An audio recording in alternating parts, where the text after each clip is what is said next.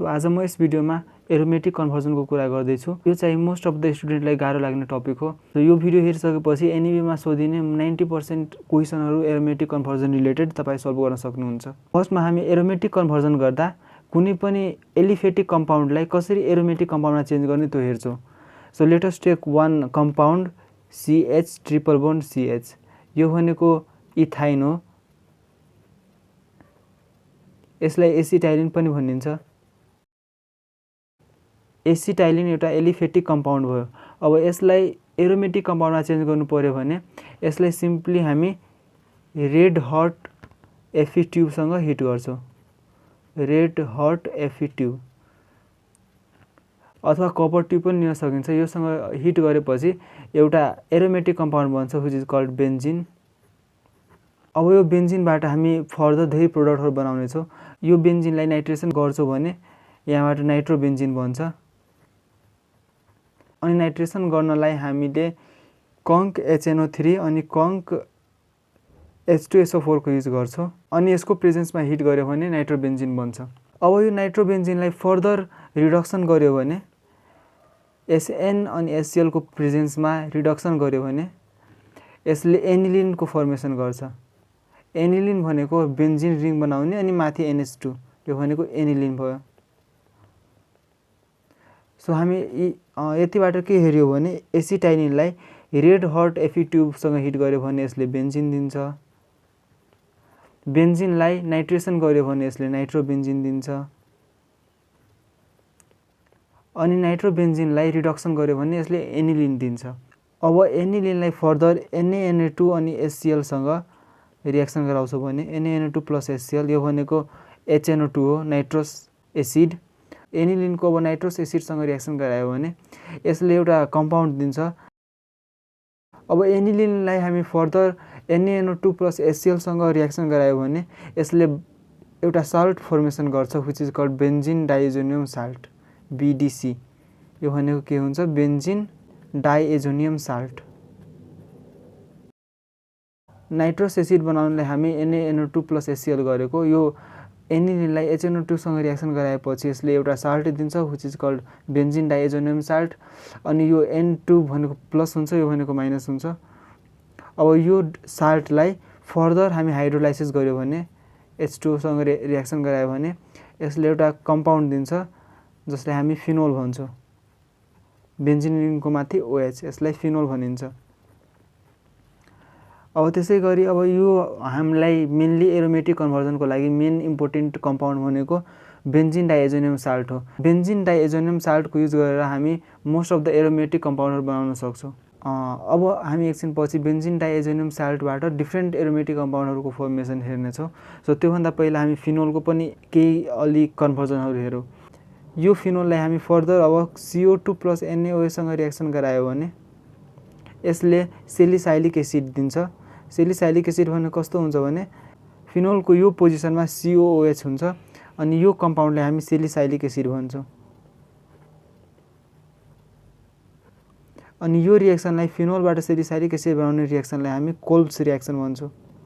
So यो reaction पनि धेरै नै इम्पोर्टेन्ट छ। यो भनेको नेम रिएक्सनहरू जति पनि छ हाम्रो अर्ग्यानिक केमिस्ट्रीमा त्यो सबै इक्जाम पोइन्ट अफ भ्यूको लागि एनईबीमा धेरै नै इम्पोर्टेन्ट हुन्छ। सो फिनोलबाट सेलिसाइलिक एसिड बनाउने प्रोसेसलाई हामी कोल्ब्स रिएक्सन भन्छौँ। अनि त्यसको लागि हामी NaOH सँग सिम्पल रिएक्सन गरायो भने सेलिसाइलिक एसिड बन्छ।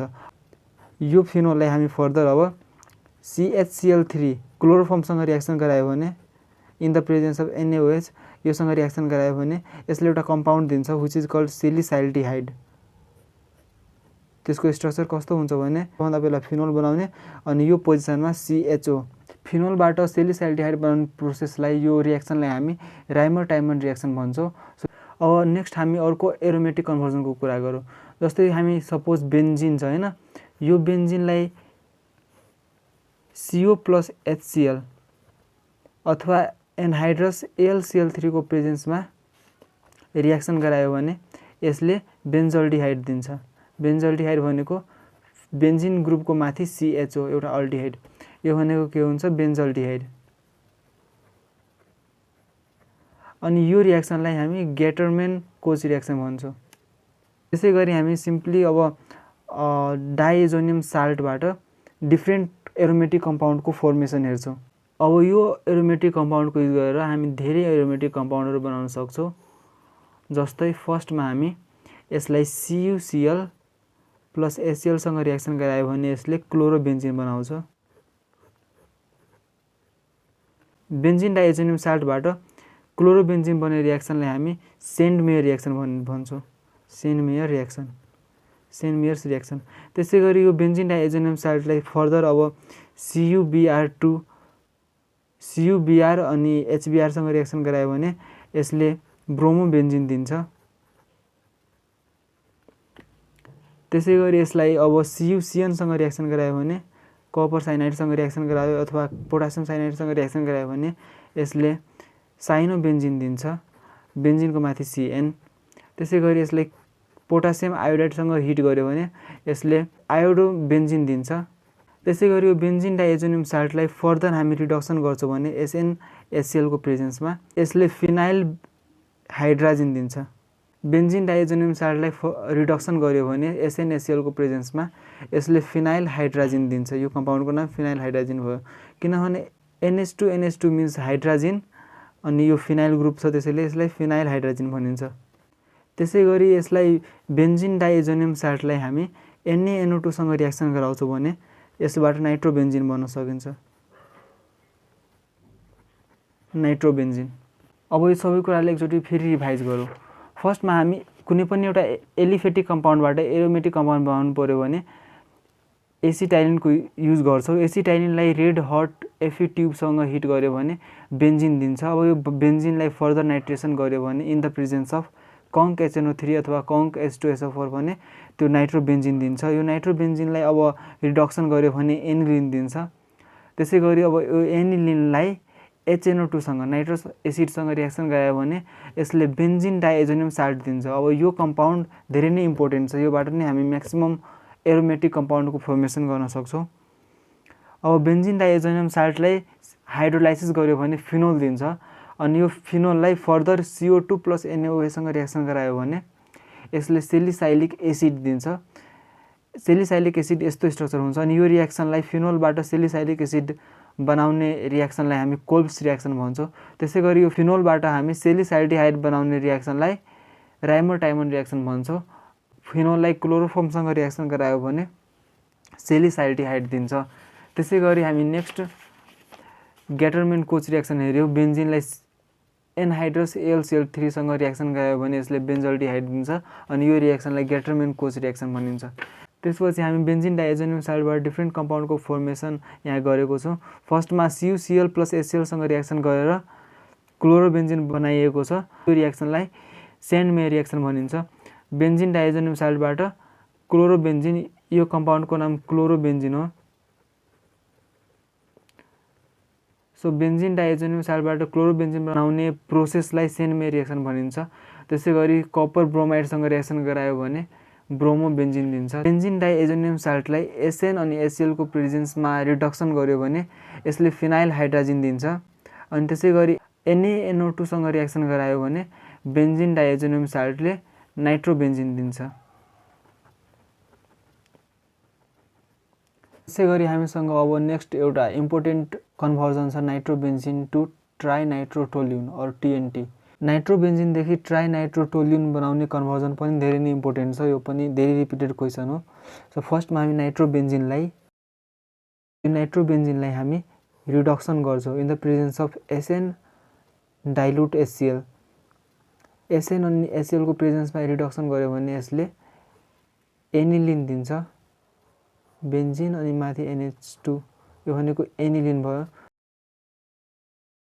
अब एनिलिनलाई हामी NaNO2 प्लस डाइल्युट HCl को प्रेजेन्समा कोल्ड सिचुएसनमा राखेर 0 देखि 5 डिग्री सेल्सियसको कोल्ड टेम्परेचरमा राखेर रिएक्सन गरायो भने हामी यहाँबाट बेन्जिन डाइएजोनियम क्लोराइड अब्टेन गर्न सक्छौँ N2Cl।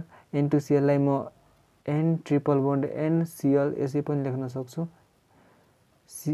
Cl भनेको माइनस हुन्छ, N भनेको प्लस हुन्छ, यो भनेको बेन्जिन डाइएजोनियम साल्ट हो। यो बेन्जिन डाइएजोनियम साल्टलाई यसलाई फर्दर हामी एसिडिक हाइड्रोलाइसिस गर्यो भने H2 सँग रिएक्सन गराउने अनि एसिडिक हाइड्रोलाइसिस गरायो भने यसले फिनोल दिन्छ। हाम्रो एप्रोच कहाँ छ भने नाइट्रोबेन्जिनबाट ट्राइनाइट्रोटोल्युन बनाउने एप्रोच छ। टोल्युन भनेको के हुन्छ भने बेन्जिन रिङको माथि CH3 यो हुनै पर्यो। ट्राइनाइट्रो भनेको 3वटा पोजिसनमा नाइट्रो ग्रुप एट्याच हुन्छ। सबैभन्दा पहिला टोल्युन बनाउनलाई एउटा बेन्जिनको माथि CH3 बनाउनु पर्छ। सो त्यसको लागि अहिले OH छ विच इज फिनोल। यो OH हटाएर हामी यसको माथि CH3 ल्याउने ट्राई गर्छौँ। सो सबैभन्दा पहिला यो फिनोललाई हामी जिङ्क डस्टसँग रिएक्सन गरायो भने यसले बेन्जिन दिन्छ। बेन्जिनलाई अब टोल्युन बनाउने प्रोसेस के छ भने यो बेन्जिनलाई CH3Cl अथवा एनहाइड्रस AlCl3 सँग रिएक्सन गरायो भने यसले टोल्युन दिन्छ। टोल्युन भनेको बेन्जिनको माथि CH3 टोल्युन। अब हाम्रो एप्रोच छ ट्राइनाइट्रोटोल्युन बनाउने। अब सिम्पली हामी यो टोल्युनलाई नाइट्रेसन गर्यो भने नाइट्रेसन भनेको कङ्क HNO3 अनि कङ्क H2SO4 को प्रेजेन्समा हिट गर्यो भने यसले ट्राइनाइट्रोटोल्युन बनाउँछ। अनि यसको स्ट्रक्चर चाहिँ कस्तो हुन्छ भने यो सेम टोल्युनको टोल्युनै भयो। सेकेन्ड पोजिसनमा NO2 आउँछ, त्यसै गरी फोर्थ पोजिसनमा NO2 आउँछ अनि सिक्स्थ पोजिसन 246 पोजिसनमा NO2 आएर बस्छ अनि यसलाई हामी TNT भन्छौँ विच इज अल्सो कल्ड ट्राइनाइट्रोटोल्युन। यसै गरी हामी नाइट्रोबेन्जिनबाट ट्राइनाइट्रोटोल्युन बनाउन सक्छौँ। अब कहिलेकाहीँ हामीलाई के क्वेसन सोध्छ भने नाइट्रोबेन्जिनबाट पिक्रिक एसिड बनाउनु पर्यो भने के गर्नुपर्छ। नाइट्रोबेन्जिनलाई पिक्रिक एसिड बनाउने क्वेसन सोधिरहेको हुन्छ। अब कहिलेकाहीँ हामीलाई नाइट्रोबेन्जिन टु पिक्रिक एसिड भन्ने क्वेसन सोधिरहेको हुन्छ। नाइट्रोबेन्जिनलाई पिक्रिक एसिड बनाउने प्रोसेस के छ। सो सबभन्दा पहिला हामी सिम्पली यो नाइट्रोबेन्जिनलाई एनिलिन बनाउँछौँ रिडक्सन गरेर। अनि यो एनिलिनलाई कोल्ड कन्डिसनमा रिएक्सन गराउँछौँ भने यसले BDC बेन्जिन डाइएजोनियम साल्ट दिन्छ।